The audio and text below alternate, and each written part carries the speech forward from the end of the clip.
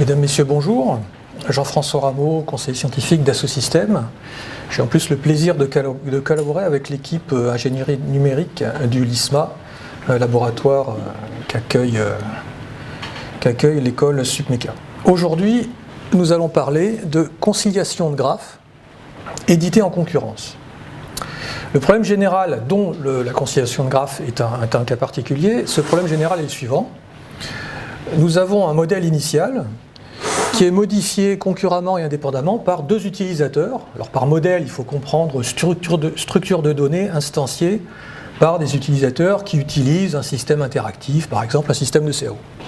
Donc un modèle initial modifié concurremment et indépendamment par deux utilisateurs. Donc un premier utilisateur qui crée un modèle B qui est une fonction de modèle de A, B', G de A. Bon. La question qui se pose une fois que ces deux utilisateurs ont travaillé, c'est la suivante: quid de la conciliation des modifications effectuées par chacun des utilisateurs? Est-ce qu'on va pouvoir effectuer sur le modèle B' les modifications effectuées par l'utilisateur 1 sur le modèle A?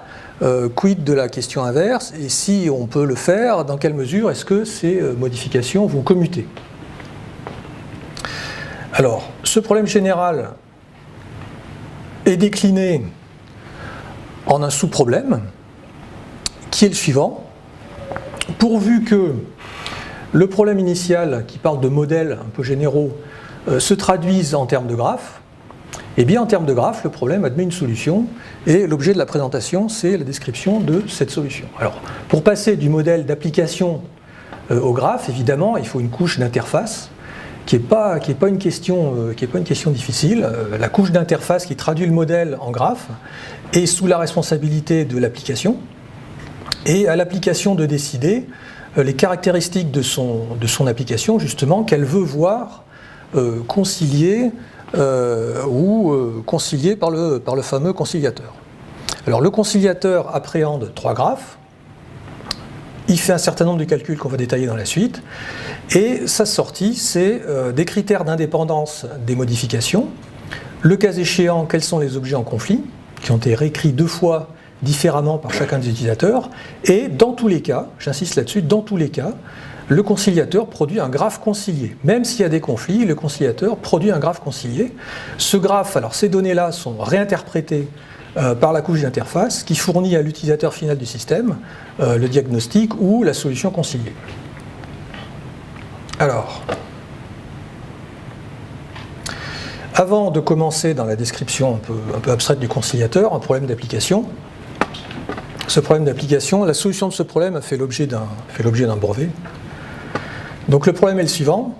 Dans un modeleur solide, à modélisation historique, le système capte dans une liste ou sous la forme d'un arbre ou d'un flot de données acyclique, disons, toutes les opérations qu'a effectué l'utilisateur. Et quand l'utilisateur fait une modification, il édite les feuilles de ce réseau, il fait une modification et demande au calcul de rejouer toutes les opérations géométriques que le système a enregistrées pour fournir la nouvelle version du solide. Alors typiquement, l'ancienne opérande, c'est ce solide-là, et l'utilisateur effectue un congé sur cette ancienne opérande qui fournit l'ancien résultat. Maintenant, l'utilisateur édite quelque part dans la structure un solide qui fournit à l'opération de congé un nouvel opérande. Et les calculs tels que faits aujourd'hui par le système consistent à rejouer le calcul de congé sur l'ancienne opérande pour obtenir le nouveau résultat. La question qu'on se pose, c'est, ça se voit tout de suite sur ce dessin, oui, mais le calcul du congé, il est loin des modifications du nouvel opérande. Est-ce qu'il n'y a pas moyen de reconduire le résultat du calcul de congé sur le nouvel opérande sans rejouer la totalité du congé de raccordement? Le congé de raccordement, c'est une opération lourde, il faut calculer une sphère bitangente, il y a une surface, il faut découper la topologie du solide, recoudre les faces, il y a des tas d'opérations. Si on pouvait reporter directement l'ancien résultat sur le nouvel opérande, on pourrait accélérer l'opération et donc fournir à l'utilisateur un résultat plus rapidement.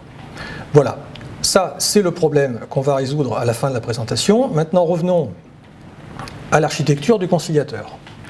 Alors le conciliateur admet en entrée trois graphes, le graphe initial et les deux graphes modifiés. La première chose qu'on fait, c'est calculer les règles de réécriture au sens des grammaires de graphes, pour ceux qui connaissent la question. On calcule la règle de réécriture du graphe A en graphe B, la règle de réécriture du graphe A en graphe B'. À l'aide de ces règles de réécriture, on peut toujours faire le diagnostic d'indépendance. Les deux réécritures sont-elles indépendantes? Oui ou non? C'est un des diagnostics sortis par le conciliateur. Si les règles ne sont pas indépendantes, on localise les objets de conflit et éventuellement, quand on a de la chance, on fait un calcul de connexité et on peut fournir des conciliations partielles non conflictuelles. Ça, c'est une partie qui ne sera pas détaillée. Et encore une fois, avec les règles de réécriture, on peut toujours calculer la règle conciliée et toujours fournir en sortie du conciliateur le graphe concilié qui concilie justement les deux modifications, même s'il y a des conflits. Alors l'objet de base, vous l'avez compris, du calcul, c'est une règle de réécriture. Qu'est-ce que c'est qu'une règle de réécriture? C'est un triplet de 3 graphes. Donc, sur ce dessin, les symboles, les lettres sont des graphes, et les flèches sont des morphismes injectifs entre graphes. Donc la règle de réécriture, c'est le triplet de 3 graphes qui est là, L, G, R, avec un morphisme de G vers L, un morphisme injectif de G vers R. Le graphe remplacé, l'interface, le graphe remplaçant. Pour appliquer la règle de réécriture, il faut... Voilà comment ça fonctionne. Donc la règle de réécriture est en haut, le graphe remplacé, l'interface, le graphe remplaçant. Les traits pointillés sont les morphismes injectifs entre graphes. L'objectif de ce transparent, c'est d'appliquer la règle de réécriture qui est là-haut au graphe qui est ici. Alors la première chose à faire, c'est calculer, donner, définir, ça c'est l'application qui s'en occupe, hein, un plongement, un morphisme injectif du graphe remplacé dans le graphe qu'on veut réécrire, dont on veut réécrire une sous-partie. Ce plongement, ce morphisme injectif est sujet à des conditions spéciales, des conditions de liaison, c'est-à-dire tout morphisme injectif ne convient pas. On ne va pas détailler la condition, mais il existe une condition de liaison à laquelle il faut porter attention. Une fois qu'on a ce morphisme injectif, on calcule le graphe contexte. Le graphe contexte, c'est la portion du graphe initial qui sera invariante, qu'on va retrouver telle qu'elle après la réécriture. Alors le contexte, c'est le graphe initial moins le remplacé moins l'interface. Ensuite, une fois qu'on a le contexte, eh bien on calcule le graphe final, le graphe modifié, en faisant le push-out, la somme amalgamée du contexte et du graphe remplaçant, le long du graphe interface. Et on voit ici qu'on a remplacé les petites arêtes 1, 4, 2 ici, par le petit bout de graphe ici triangulaire et qui vient se recoller comme il faut. Alors, en termes de théorie des graphes, en termes de théorie des catégories, la condition de liaison qui est ici garantit que le graphe initial est la somme amalgamée, le push-out du graphe remplacé et du contexte le long de l'interface. C'est cette condition qui est importante pour ça. Et, je l'ai déjà dit, le graphe modifié est le push-out du contexte et du remplaçant le long de l'interface. Alors ça, c'est classique, c'est de la théorie des grammaires des graphes, pas de problème. Alors, la nouveauté qui caractérise la solution ici, c'est le calcul de la règle de réécriture. On dispose de 2 graphes, le graphe A et le graphe B. Le graphe B est une modification du graphe A. Eh bien, à l'aide de petits calculs très simples, qu'on ne va pas tous détailler, on peut calculer la règle de réécriture, toujours, qui transforme le graphe A en graphe B. Alors on commence par calculer l'intersection des 2 graphes. Si B est modifié de A, c'est que d'une certaine manière, ils partagent des données, ils partagent des arcs, et on peut toujours calculer cette intersection. Éventuellement, elle est vide, mais on peut toujours la calculer. On fait des petits calculs intermédiaires que je ne détaille pas ici, mais qui se programment tout à fait de manière automatique.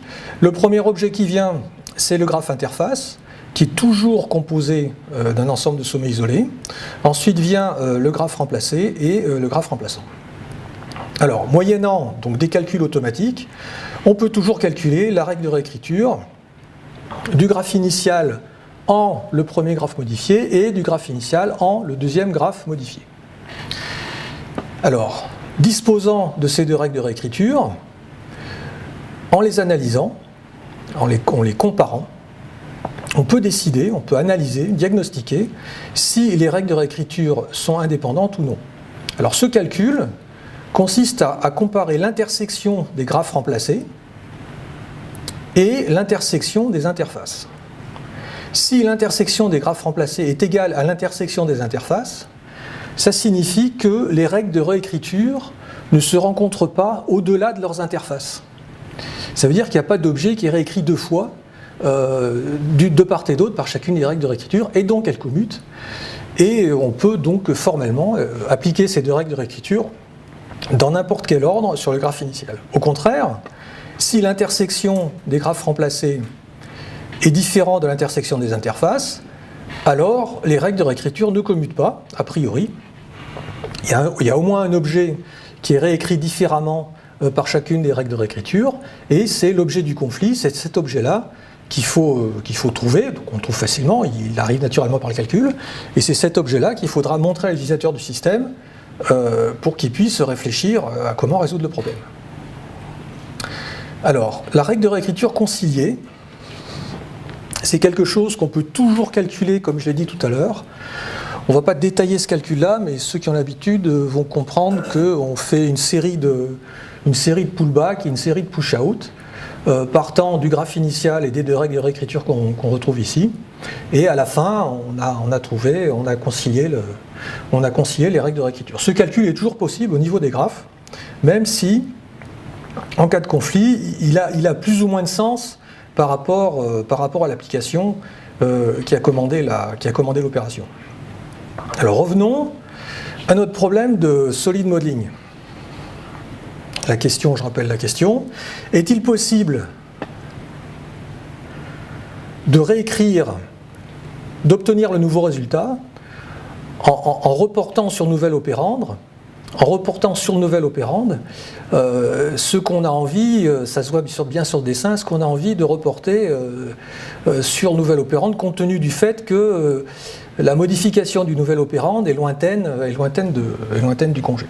Alors tout ça, ça se voit bien sur le dessin, mais évidemment, il faut le formaliser. Alors voilà comment on le formalise. Au milieu, l'ancienne opérande, à gauche, le nouvel opérande, à droite, l'ancien résultat. On considère le nouvel opérande comme une réécriture de l'ancienne opérande. Et la règle de réécriture, avec les calculs qu'on a menés tout à l'heure, ils sont reproduits ici, la règle de calcul, c'est celle-là, c'est-à-dire on remplace la petite face supérieure ici, par la petite face avec le petit trou jaune, et le recollement se fait le long de la petite boucle rectangulaire qui est là.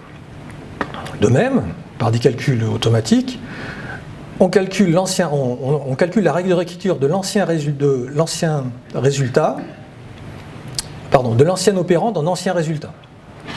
Le contexte, le remplacé, le remplaçant et l'interface de la règle de réécriture. Donc transformer l'ancien opérande en ancien résultat, ça consiste à retirer les faces qui ne sont pas dans le contexte justement et à les remplacer par ces faces-là. Alors examinons maintenant si les règles de réécriture sont indépendantes ou pas.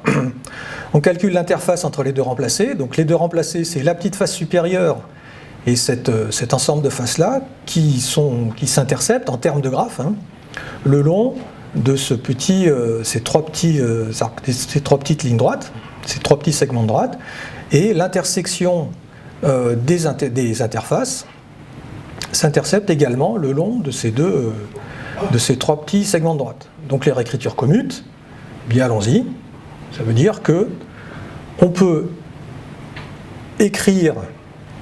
appliquer à l'ancien résultat la règle de réécriture de l'ancienne opérande en nouvelle opérande. Ça signifie qu'on passe directement de l'ancien résultat qui est ici au nouveau résultat qui est ici, c'est-à-dire on a juste recopié sur le nouveau résultat la petite variation qui convient, et on a obtenu le résultat du calcul sans rejouer l'opération de congé. On a contourné l'opération de congé, on ne l'a pas rejoué géométriquement. Par une analyse des variations de modèle, on s'est débrouillé pour obtenir le nouveau résultat sans calcul. Alors, oui, mais est-ce que ça marche toujours? Alors non, bien sûr. Voilà maintenant une variation du nouvel opérande, qui est la suivante. Le petit trou qui était au milieu de la petite face supérieure ici déborde un peu sur la face avant. Et la face avant, c'est justement une face qui est concernée par le calcul du congé de raccordement. Alors allons-y, comment le système se débrouille pour trouver la solution? Alors, l'ancienne opérande, le nouvel opérande, la réécriture de l'ancienne opérande en nouvelle opérande, c'est celle-ci. Donc la face supérieure et la face avant sont remplacées par cette petite géométrie-là, et le recollement se fait le long de cette interface-là. Nouvel opérand dans l'ancien résultat, c'est comme tout à l'heure, donc je ne vais pas le répéter. Analysons si les réécritures commutent. Intersection entre les remplacés. Eh bien, l'intersection entre les remplacés, on retrouve les deux petits morceaux de segment de droite ici et la face avant qui est là. Et intersection des interfaces, les deux petits segments de droite ici. L'intersection des remplacés n'est pas égale à l'intersection des interfaces, et la différence des deux, c'est justement la face avant qui est réécrite deux fois, qui est réécrite une fois par la réécriture, par la perturbation avec le petit évidement de matière ici, et qui est réécrite une autre fois dans l'autre modification par le congé de raccordement ici qui vient relimiter la face avant. Donc dans ce cas-là, on sait que ce procédé est inopérant pour accélérer le calcul de cette manière-là. Mais on s'en sort quand même, on n'est pas complètement perdant, puisque on applique exactement la même théorie, on fait exactement le même type de calcul sur le graphe du modèle de données, le graphe de la peau du solide, qui connecte les arêtes et les sommets. On oublie les faces. Si on fait ce calcul au niveau des arêtes et des sommets, on se rend compte que les deux réécritures commutent. Alors ça, c'est des graphes filaires. Il ne faut pas se laisser tromper par la perspective, il n'y a pas de face là. Il y a juste des fils, des petits segments de droite qui sont reliés, des petits segments de droite des arcs de cercle qui sont reliés les uns aux autres. Donc si on fait le calcul au niveau de la topologie 1D et 0D de la peau du solide, on se rend compte que les deux réécritures commutent. Alors c'est un peu moins riche que tout à l'heure, mais on arrive, sans calcul géométrique, à fournir le graphe filaire du nouveau résultat. Et le graphe filaire du nouveau résultat, ça permet aux algorithmes qui calculent la géométrie du résultat d'obtenir malgré tout le résultat de l'opération de manière plus rapide que recalculer le congé de raccordement sur la forme solide qui avait été modifiée. Bien. Alors, en conclusion, et pour reprendre les termes de l'introduction de Stéphane, je dirais que ceci est un magnifique exemple d'effectivité, dans la mesure où, dans une même solution, on parle de théorie des catégories.